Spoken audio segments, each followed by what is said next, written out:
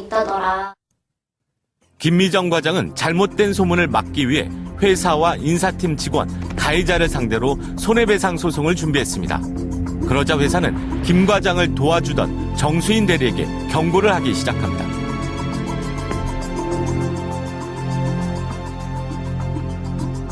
부서장님이 저를 갑자기 부르셨어요. 근데 인사팀에서 메일이 온 거에 의하면 이제 앞으로 좀 과장하고 랑 만나지 않았으면 좋겠다라고 그런 내용이 써 있다고 하는 거예요. 그래서 어찌됐든 좀 만나는 거를 자제해라.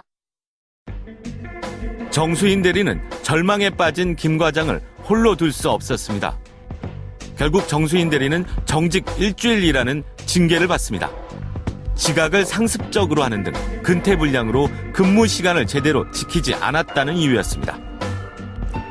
정 대리는 곧바로 지방노동위원회에 구제 신청을 냈습니다. 노동위원회는 부당한 징계라고 판정했습니다. 정 대리 부서는 유연근무제를 실시하고 있기 때문에 지각이나 조기 퇴근은 의미가 없고 정 대리 말을 찍어서 6개월 기간 동안의 출퇴근 상황을 확인한 건 형평에 어긋난다는 겁니다. 갑자기 소급해서 6개월을 근태 상황을 조사하겠다. 이러는 것은 굉장히 이례적인 일이죠. 보면 여기 사업장 내 1000명의 근로자가 있는데 그중에 단 한 명에 대해서만 근태 상황을 조사를 했어요. 회사는 지방노동위원회 판정을 인정할 수 없다며 재심을 신청한 상태입니다. 회사는 김미정 과장, 정수인 대리 두 사람 모두에 대해 대기 발령과 직무정지 처분을 내렸습니다. 두 사람은 현재 자신의 사무실에서 쫓겨나 각자 독방 같은 곳에서 지내고 있습니다.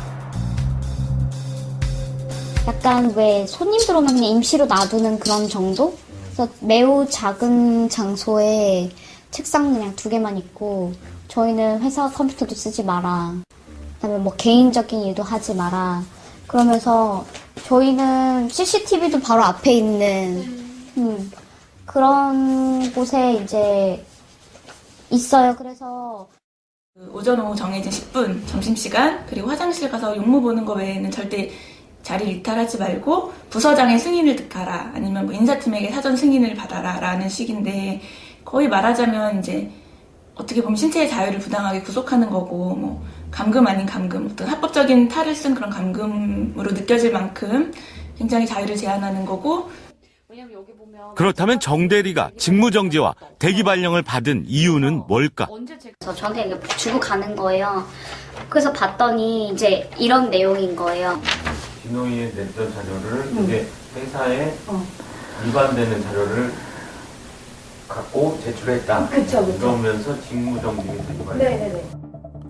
노동위원회에 제출한 문서가 사규를 위반해 취득한 가능성이 있기 때문이라는 겁니다. 정수인 대리는 대기 발령과 직무정지를 받자마자 짐을 정리해 사무실에서 나왔는데 더 큰 일이 벌어졌다고 합니다. 그래서 어두컴컴했었어요. 겨울이니까 이미 이제 7시 되니까 어두컴컴해져가지고 이제 퇴근하고 가자 해서 내려갔는데 이제 갑자기 정문에서 저희 차를 세우는 거예요. 김미정 과장과 함께 짐을 챙겨 나가는데 갑자기 인사팀과 보안팀 직원들이 그들을 막아섰다고 합니다.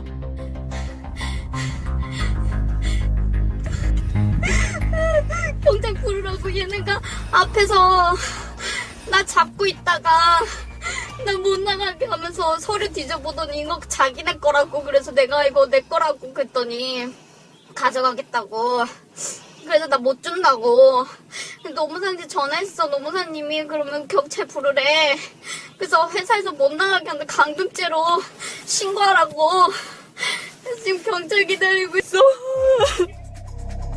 인사팀 직원들이 정 대리의 짐을 빼앗으려 하자 실랑이를 벌였고 결국 파출소까지 가게 됐습니다. 너무 급하니까 제가 책상에 있는 걸 이렇게 막 가지고 나왔거든요. 그래서 그 자료들을 보더니 갑자기 이제 이건 회사 자료라는 거예요. 그래서 아 그러네요. 그래서 가져가라고 했어요. 왜냐면 저한테 필요 없는 자료니까.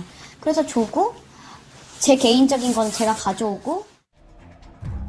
회사는 두 사람에 대해 회사 기밀 문서를 훔쳤다며 절도죄로 고소했습니다.